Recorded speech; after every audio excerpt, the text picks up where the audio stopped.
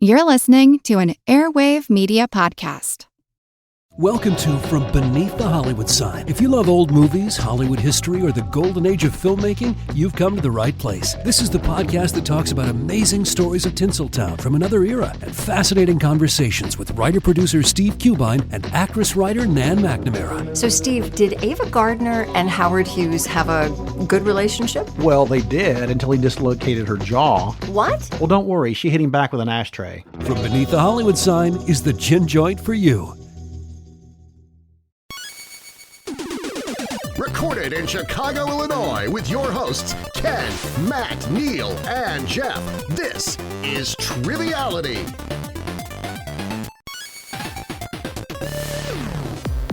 Hello and welcome to Triviality, the show where a lack of testicular fortitude meets a little bit of ruthless aggression. That's right, this is a wrestling tournament edition. My name is Matt, and I will be hosting this shindig. The mean gene to my Jim Ross, I guess, would be Neal. Neal, how's it going? It's going well. I've got my mic ready to go. I'm wearing a tux, and I'm prepared to interview any and all wrestling performers and get the hard truth. Yeah, we were really excited. WrestleMania is just around the corner. Apparently, there's going to be fans this year. Hopefully, the wrestlers won't be the only ones wearing masks. I'm not sure exactly how that's going to go. Is that at the Super Bowl winning Raymond James Stadium?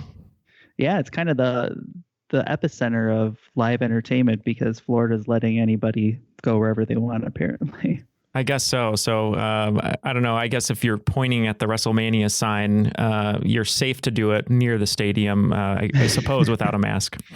Yeah, the biggest heel of 2020 was COVID-19. We'll see if in 2021 it's Roman Reigns. We're not sure. I haven't really looked into it. But I'm really excited to get this tournament going. We've done a few of these before. They're always a lot of fun. There's a really weird cross-section of trivia fans who love wrestling, so we always love doing these kind of things. Just to remind the folks, me and Neal are pretty big wrestling fans. We actually went to a Raw taping a couple years ago. Yeah, Raw taping, and then I also saw Fastlane in Milwaukee, which was pretty fun, and I met one of the audience members that's at every pay-per-view that you see him clapping next to his mom with the long hair in the front row. Got to talk to him at a coffee shop, so that was a lot of fun. Wasn't Frank the Clown? No, it was not Frank the Clown. Oh, what a shame. Yeah, I'm really looking forward to WrestleMania at SoFi Stadium, which I think is going to be next year or the year after. So when that happens, definitely any crop members in the LA area, I think maybe we get like a get together and see if we can go to some of the shows or something around there. It'd be a lot of fun. We should do that and invite Matthew Stafford. Yeah, that would be a lot of fun. So I guess without further ado, let's meet the contestants who are going to play in this game. So actually, we're going to have this split into two elimination chambers. So we're going to have the first 6 contestants on today. Neal, why don't you do your best ring announcer and then kind of introduce these guys? Sounds good. I might not be Michael Cole, but I'll do my best to I guess live up to his expectations. So our first contestant is a Savage Superstar. He's coming to us from Aiken, South Carolina, and that is Greg. How are you today, Greg? I'm doing great. I'm happy to be here. I'm excited to talk all things wrestling. Well, we're happy to have you back on the program. Why don't you tell us a little bit about yourself, maybe something about your wrestling fandom, and then what song you would love to come out to if you were at WrestleMania this year? So I'm a software developer from Aiken, South Carolina. I have been a wrestling fan for, I think I'm approaching the 30-year mark this summer. So it's been basically my life, my entire life. As far as what song I would choose, I think I would pick the Daniel Bryan theme song, Ride of the Valkyrie, I believe. I think when someone sees, well, at least when I saw Daniel Bryan initially, and plus when you hear that song, I'm thinking, I'm not really expecting that person to do very well, but then when you see him wrestle, yes, that's the thing. And then I think that's similar to what, for me, like, when someone meets me and then they find out that I'm a wrestling fan, they're a little, taken aback. Like, you're a wrestling fan? So I kind of, connect with Daniel Bryan that way. That totally makes sense. And I know for a fact from experience that your kicks to the chest really hurt. So you're very talented. I'm sorry. I lost my temper sometimes. I love your persona of the software engineer. Very intimidating. Well, he should have the code breaker as his finisher. Then it just makes total sense. Exactly.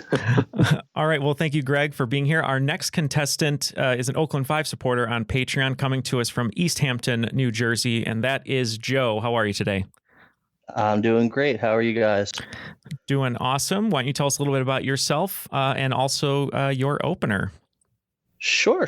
So I am Joe. I am a hotel manager from just outside of Philadelphia, Pennsylvania. I've been a wrestling fan for about 30 years as well. Been to 2 WrestleManias, actually hit the big 4 completely, few pay-per-views, few Raws. And actually my intro, honestly, right now would probably be White and Nerdy by Weird Al. I just think the pop that the crowd would get would just be outrageous. And I think just having him come out and sing it would just be probably the greatest experience of my life. Definitely a WrestleMania moment if Weird Al came out. I was just going to say you'd get Sasha with Snoop Dogg again coming out, and then Weird Al with the, I was going to say harmonica, which is not correct. But what is it? I can't even think of the accordion. Oh the my accordion. God. I'm thinking, yeah. Anyway, I would say Weird Al coming out and then using that as a weapon would just be pretty epic. The foreign object is the accordion. Well, thank you for joining us, Joe, and welcome to the show for the first time. Thank you. Our next contestant, coming from the wings with a steel chair, is an Oakland 5 supporter on Patreon from Wichita, Kansas. Returning to the show is Matt. How are you? I'm doing well. Glad to be back. I'm from Wichita, Kansas.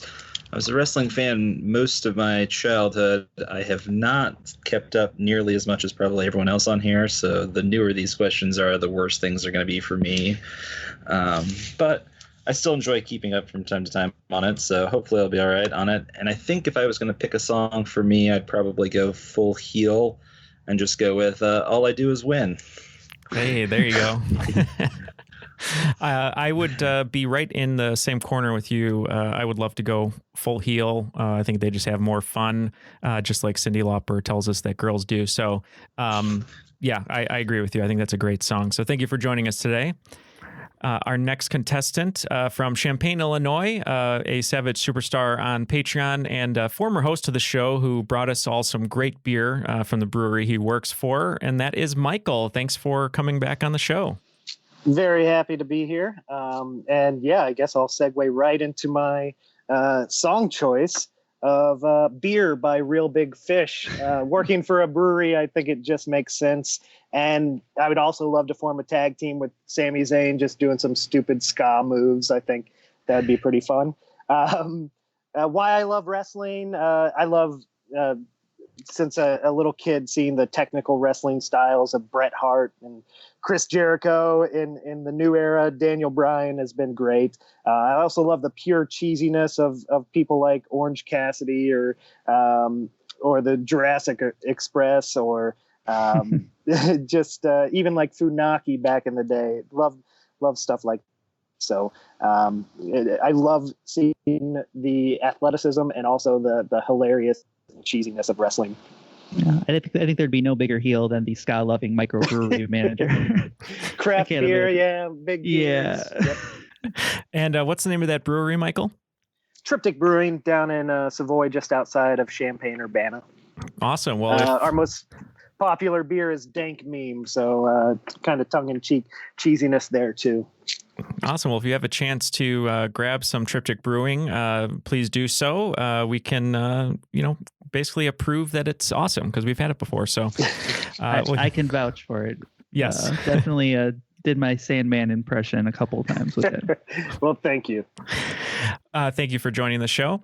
Our next contestant from Concord, New Hampshire is a Savage superstar on Patreon, and that is Jason. Thanks for being on the show. Yeah, thanks for having me. So I've been a wrestling fan for about 20 years. I fell off for a couple of years in like the mid 2010s. I came back and saw Sheamus, and I was like, who the hell is this guy? But he was a ginger, so I was all about it. And if I had to pick a song, I'm a pretty big heavy metal fan. It's a little on the nose, but I'd probably say 2 Minutes to Midnight by Iron Maiden. It's a little silly and over the top, but that's kind of what wrestling is for me, and that's one of the reasons why I love it. Classic. Yeah, Iron Maiden would be a great opening choice. So very well done. Well, thank you for being here. And our final contestant today for the Elimination Chamber comes to us from Highwood, Illinois. He's a fellow Illinoisan, and that is Ken. How are you today? Doing all right. I'm a finance guy for the local health department up here. Like most growing boys, a crazy uncle is key to the formation of things, and crazy uncle, who was a bartender at a strip club, used to serve drinks to Bobby Heenan, Dick the Bruiser, guys like that back in the day in Indianapolis. And he's the one that got me into wrestling probably 35 years ago. And kind of fell off the mainstream radar, been mostly an independent fan for probably the last 20 years or so. But yeah, basically been a lifelong love. Awesome. And you told us before the show that you actually just ordered a shirt from our merchandise store on TeePublic. Is that right? Well, I haven't ordered it yet, but I'm making the decision between a few. I think I'm probably choosing the Rules Guy shirt. Classic. Oh, I love that shirt. It is really great. Well, thank you for joining us today and for also having a few options in your cart on TeePublic, which is the perfect segue to tell everyone here that the winner of our wrestling tournament after these 3 episodes will be getting any shirt of their choice from the TeePublic merchandise store that we have, which you can find either at trivialitypodcast.com by clicking on merchandise or just searching Triviality Podcasts at TeePublic. And there's some great options there for merchandise. Especially for wrestling fans. We got the cream of the crop with the Macho Man glasses. It's a pretty cool shirt, I think. It is. And we're trying to work on a new design that is more wrestling focused in honor of this tournament. So we're excited to hopefully roll that out by the end of this tournament. And maybe you can pick one up yourself. Yeah, absolutely. All right. So with those introductions out of the way, we're going to send it over to the commissioner of this event. It's going to be Nathan McQuinn. He put a lot of work in writing all these questions for us, getting it set up, and we got a little special rules reading by him. So take that away. Ladies and gentlemen, boys and girls, children of all ages, welcome to the 2021 Triviality Wrestling Tournament. My name is Nathan McQuinn, and along with Triviality, we've put together 3 bouts of wrestling trivia that are the most dangerous stop on the road to Trivial Mania. Our competitors will answer 15 general wrestling questions. At the end of these questions, the highest point total wins and books their ticket to the main event. Only one competitor will prove victorious and can declare once and for all that they are the best there is, the best there was, and the best there ever will be. So, one final question. What you gonna do when Triviality runs wild on you? All right. Thank you so much, Nathan, for doing that, for putting this whole thing together. And I'd really also like to thank all of our Patreon members who really make these kind of things possible by supporting the show. If you'd like to join them and get all sorts of perks like posters and boxes and bonus episodes, just join us over at patreon.com/trivialitypodcast. Any kind of support helps, and we really love having you on board. So let's get going with question 1. Who is the first man to win the NXT Championship outside of Full Sail University? The win occurred on July 4th, 2015 in Tokyo, Japan. Yeah, I'm locked in. Well, that means I am not, because I can't remember. I remember the show, and that was the show that had was that the show that had Liger on it, but I know he didn't win. Was that Balor? I'll go with Finn Balor. All right, so everyone is locked in. We'll start with Greg. Greg, what did you say? I said Finn Balor. I think he beat Kevin Owens. All right. Joe? I also said Finn Balor. Matt? Finn Balor. Michael? Oh, I didn't know much about NXT, so I went with Bo Dallas. I knew he was an early champion. Mm-hmm. All right, we went Bo Dallas there. Jason? I said Seth Rollins. Okay, and Ken? I went with Finn Balor. And the answer was the demon Finn Balor. He did beat Kevin Owens. That match was in Tokyo, Japan, and I believe Justin Liger was against Tyler Breeze. Does that sound right? Yes, he was against Tyler Breeze. Excellent match. Yeah, Finn Balor is one of my favorites. Pretty tough too. That as soon as he won the title after getting called up to WWE, and then he just totally tore his shoulder so bad. A lot of rough luck for him. Probably the best abs though in WWE. We got to hand that to him. I will agree. We're going to move on to question 2. Question 2: as a result of losing to Victoria at WrestleMania 20, the match stipulation allowed Victoria to do what to Molly Holly? Yes. All right. We're going to go with Greg. Greg, what did you say? I said shave her head. All right. Joe? Shave her head. Matt? I also went with shave her head. Michael? The gorgeous Molly Holly had her head shaved. Jason? I also said shave her head. And Ken? I went with shave her head. Oh, yes. What had happened to half of the Triviality members happened to Molly Holly. She had to shave her head. But it wasn't because she was going bald. So good on her. All right. Moving on to question 3. What 2 wrestlers of the golden age of wrestling were known as the Mega Powers? All right. I hope that you guys get this one. At least half of it. Greg, what did you say? I said Randy Savage and Hulk Hogan. Okay, Joe. That would be the immortal Hulk Hogan and, of course, Randy Macho Man Savage. Okay. Matt? Spoiler alert, I think they explode at one point. The Macho Man and Hulk Hogan. I haven't gotten that far yet. Michael? I put Terry Bollea and Randy Poffo, a.k.a. Hogan and Macho. Okay, Jason? Yeah, Randy Savage and Hulk Hogan. All right. And Ken? I went with Randy Savage and Hulk Hogan. All right. Well, unfortunately, the answer was Mr. America and Bonesaw. So you guys were so close. No, it's obviously Hulk Hogan and Randy Savage. Great job. One of my favorite moments between them two is that that handshake where they take so long to shake hands. It like rivals the Dutch and Dylan handshake in Predator, but I just love it because it's just the power of their biceps coming together. It's just too much to handle. The Mega Powers, yes. You would say. Poor Miss Elizabeth got in between them. Question 4. Who was the first woman to be inducted into the WWE Hall of Fame as part of a team or stable? Oh, lock in. All right. Everybody is locked in. Greg, what did you say? Not positive, but I think I put China. Okay. Joe? I believe it was China with DX. Okay. Matt? I also went with China. Michael? I went with China with D-Generation X. Okay. Jason? I also said China, and she deserves to be in on her own. Mm-hmm. And Ken? And boo to Triple H for not allowing China to go in on her own, but she did go in with DX. And the answer was it the 9th wonder of the world? Is that what she was? Yes. I don't remember. Yeah. Yeah. So Andre is the 8th wonder of the world, and China is the 9th. Yeah. Yep. So the answer was China. Unfortunately, Asia from WCW did not make it into the Hall of Fame. What a shame. We can move on to question 5.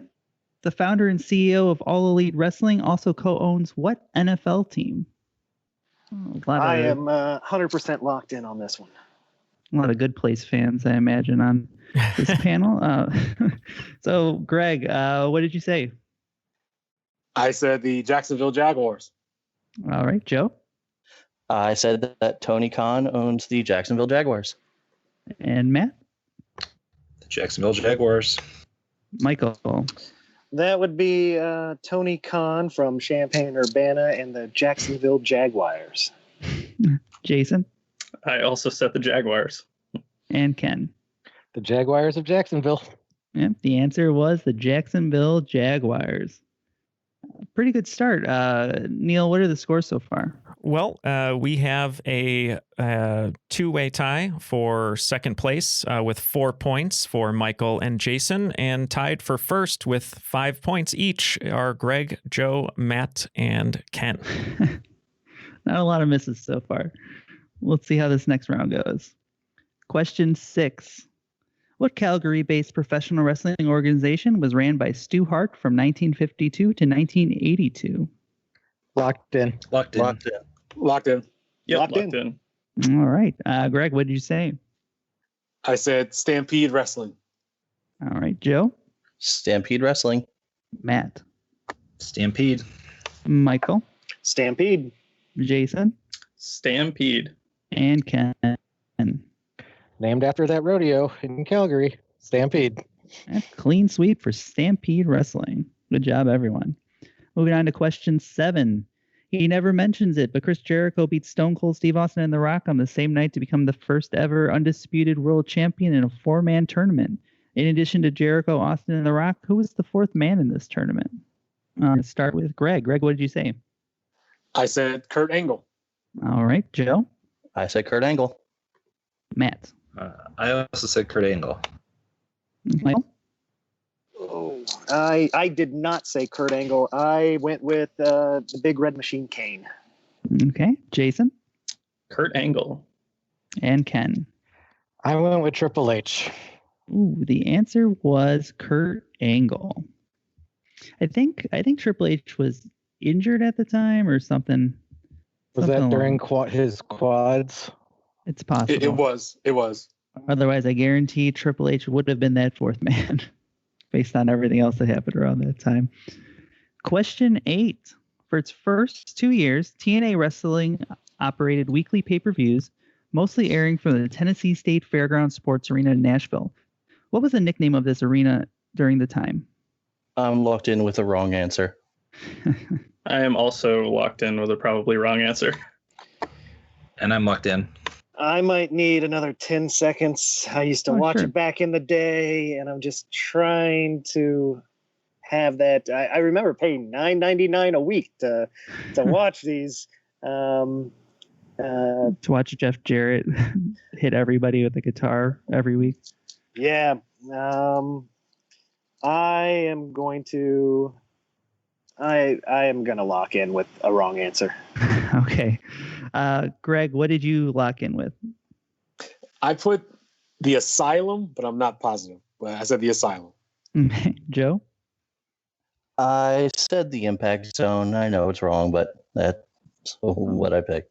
Well, eventually they'd have an Impact Zone, so you're not too far off. Matt?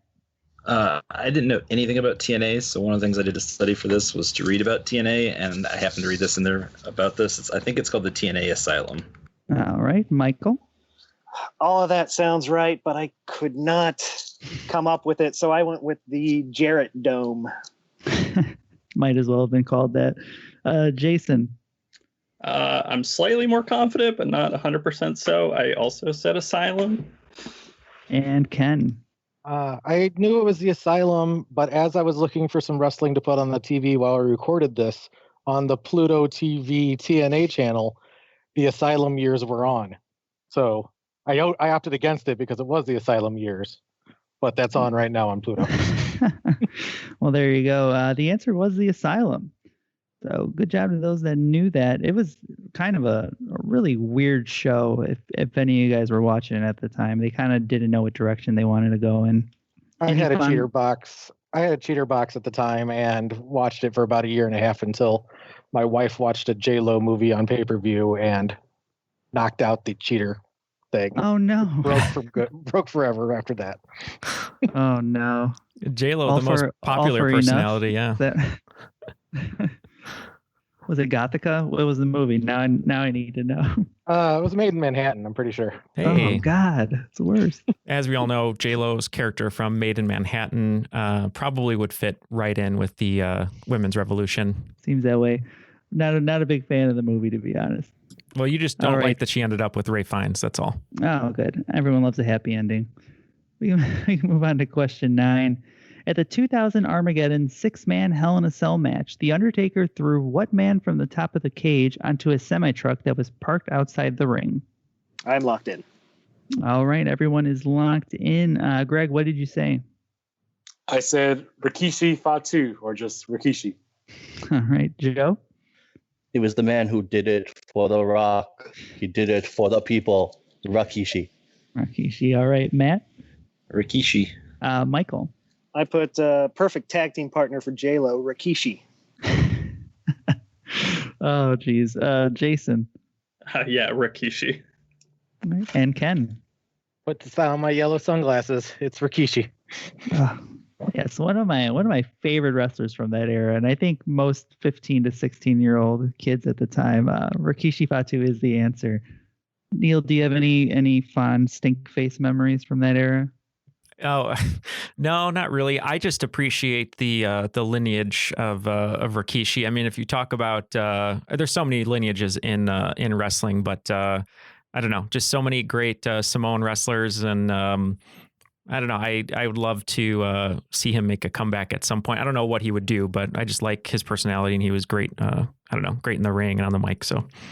Well, I think his personality now is he comes out and he does the stink face, basically. That's his thing. I wish there was memes, because it would have been the perfect meme. Yeah, at the time, yeah. What a year. All right, moving on to question 10. Who holds the record for being both the heaviest and youngest WCW champion? I'll lock in. Not confident, but I'll lock in. All right, we got all the answers in. Greg, what did you say? I couldn't really think of too much with youngest, but with heaviest, I just figured Big Van Vader. Okay. Joe? That's all I could think of, too, was Vader. And Matt? Yeah, I was on the same lines. I went Big Van Vader. Michael? I am going to stray from the pack. I went with the Giant. Jason? Yeah, I have no idea, but Vader was the only one who came to mind. And Ken? I went with the Giant Paul White.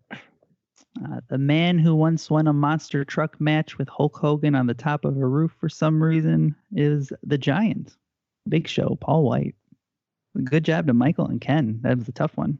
After 10 questions, we have a little bit of separation here. We have Michael with 7 points, Jason and Joe with 8 points, and tied with 9 points, Greg, Matt, and Ken.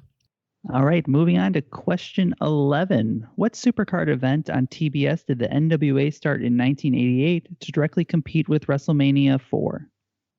All right, everybody is locked in. Greg, what did you say?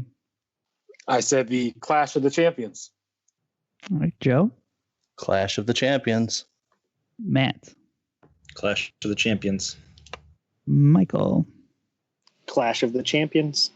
And Jason? Clash of the Champions. And Ken?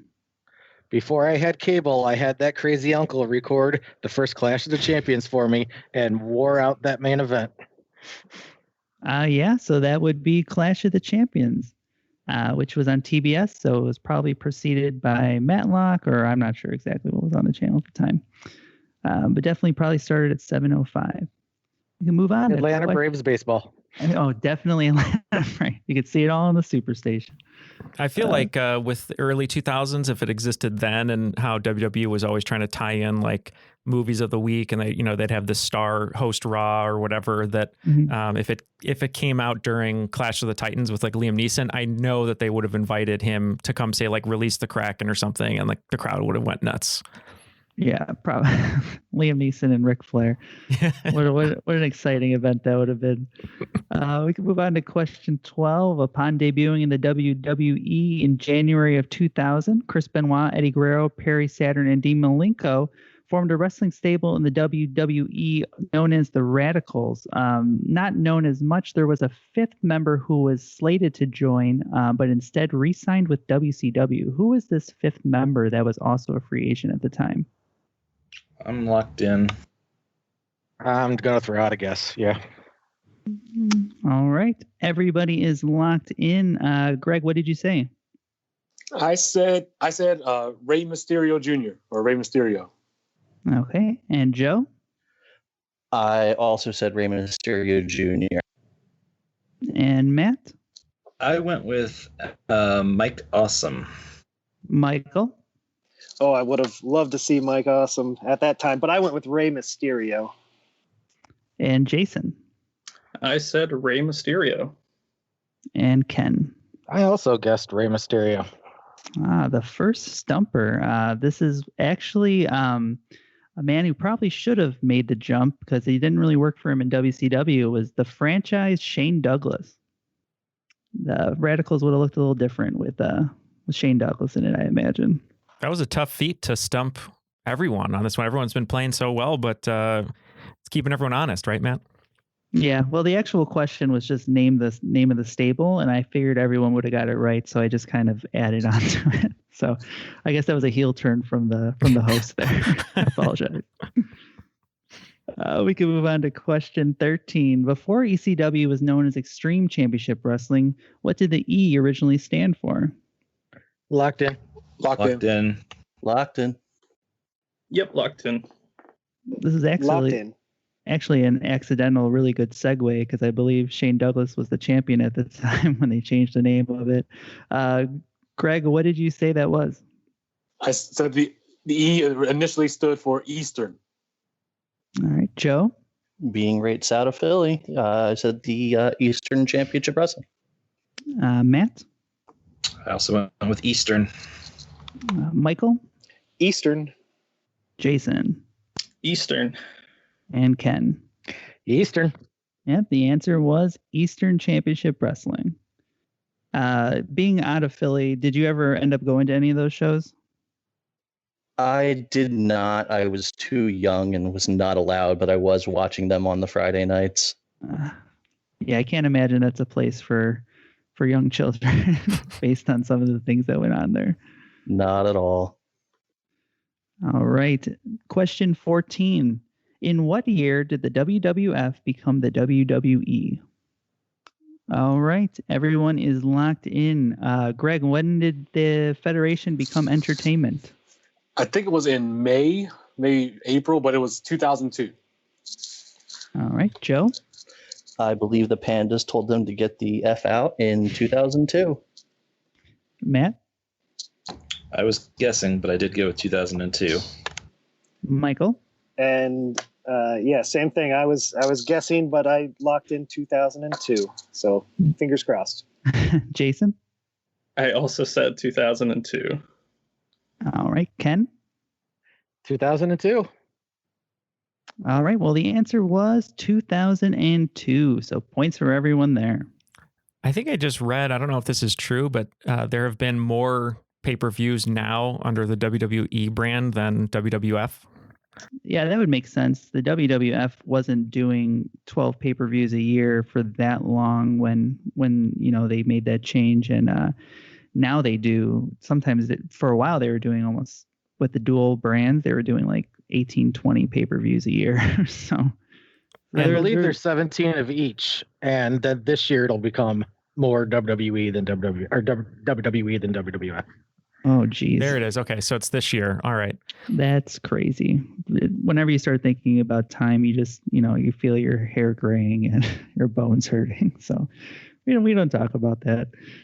So this will be the last question. Regulation, they give it as the Iron Man match coming down to those last 10 seconds. If there are people tied amongst the top, we're going to go to tiebreaker questions, and once you're wrong, you'll be eliminated. So we'll see how that goes. So we're going to go with question 15. In February of 2015, there was criticism involving a match between the Bella Twins and Paige and Emma. The match went only about 30 seconds, and fans demanded better treatment and more opportunities for women. What was the hashtag that trended for over 24 hours and brought change to the WWE women's division? So, all right, everyone is locked in. Greg, what did you say? I'm hopefully I got the phrasing correct, but I think it was give divas a chance. Okay, Joe? I was close to that. I said give them a chance. Matt?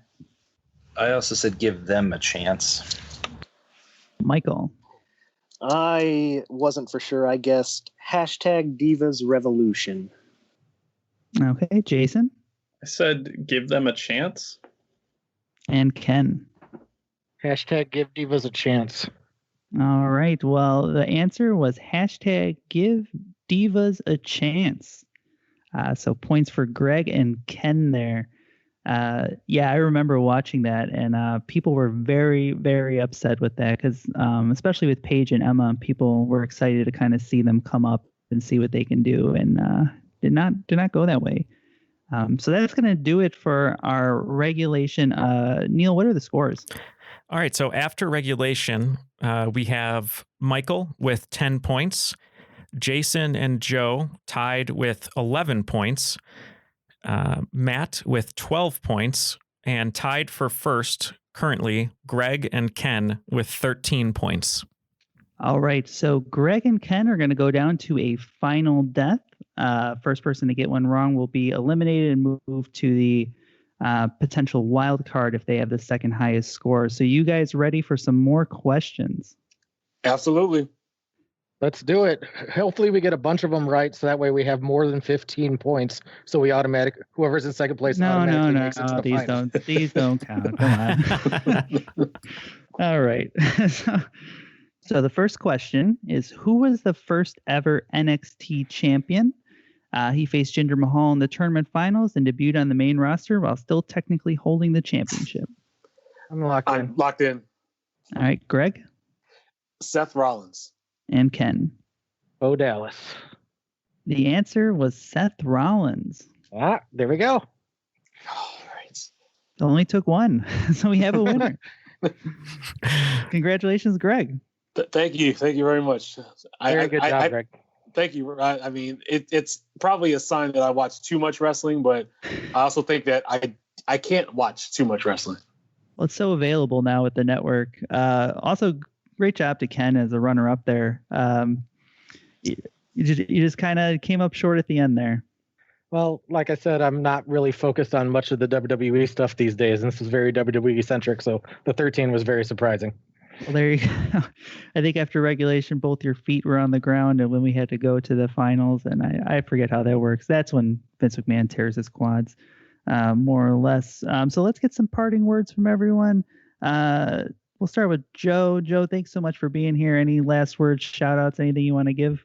Yeah, I just want to thank you guys for having me. It's been a great time. And I actually do want to give a shout out to a podcast that my friend has started called Bulldogs Got the Book. It's a wrestling podcast where they actually do fantasy bookings of what ifs.